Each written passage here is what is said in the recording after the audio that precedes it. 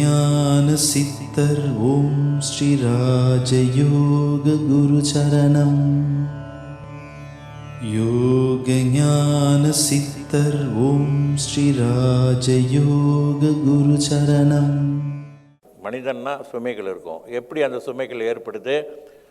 நாம் பார்க்கறதுனால, காதில் கேட்கறதுனால, உணர்வு இதன் மூலமாகவும், இப்படி பல வகையில் இந்த ஐம்புலன்கள் மூலமாக நமக்கு நிறைய பதிவுகள் உண்டாக்கிட்டே இருக்குது. கடந்த கால பதிவுகள், இப்போ நிகழ்கால பதிவுகள், இந்த மாதிரி அது பதிவுகள் நல்ல பதிவுகள் இருக்குது. மனதிலே நம்ம அடி மனதிலே போயிட்டு இந்த மாதிரியான பதிவுகள் உண்டாயிடுச்சுன்னா, அதாவது வேதனை, சோகம், தோல்வி, விரக்தி, இந்த மாதிரியான விஷயங்கள் பதிவாயிடுச்சுன்னா அது எப்போவுமே அது மனதில் இருந்துக்கிட்டு அந்த மாதிரியான நிலையை உருவாக்கிக்கிட்டே இருக்கும்.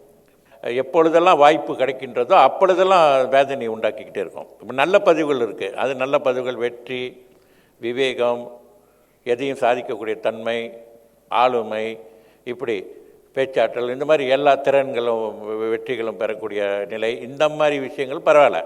ஆனால் சோகம், கவலை, இது எப்போ வேணுமென்னாலும் ஏற்பட்டிருக்கலாம். ஒரு சின்ன வயதில் ஏற்பட்டிருக்கலாம், அக்கம் பக்கம் வீட்டார்னால ஏற்பட்டிருக்கலாம், முன் வீட்டுக்காரர்களால் ஏற்பட்டிருக்கலாம், சொந்த பந்துக்கள்னால் ஏற்பட்டிருக்கலாம், சொந்த குடும்பத்திலே தந்தையால் ஏற்பட்டிருக்கலாம், தாயால் ஏற்பட்டிருக்கலாம், அல்ல உறவினர்களால் ஏற்பட்டிருக்கலாம், இந்த மாதிரிலாம் இருக்குது. அந்த நண்பர்களால் ஏற்பட்டிருக்கலாம். மிகப்பெரிய பதிவுகள்லாம் சிலருக்கு இருக்கும். வெளியிலையும் சொல்ல முடியாது. சொல்ல முடியாத விஷயங்கள் நிறைய இருக்கலாம். நல்லதுங்க இருக்கலாம், கெட்டது இருக்கலாம், அசிங்கமான விஷயங்கள் இருக்கலாம், அருவருப்பான விஷயங்கள் இருக்கலாம், அது யார் சம்மந்தப்பட்ட விஷயங்களாக இருக்கலாம். அது எப்போ வேண்டுமானாலும் ஏற்பட்டிருக்கலாம். சின்ன வயதில் ஏற்பட்டிருக்கலாம், படிக்கும் காலங்களில் ஏற்பட்டிருக்கலாம்.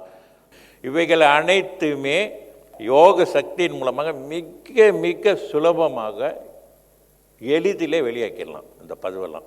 யோக ஞான சித்தர் ஓம் ஸ்ரீ ராஜயோக குரு சரணம். யோக ஞான சித்தர் ஓம் ஸ்ரீ ராஜயோக குரு சரணம்.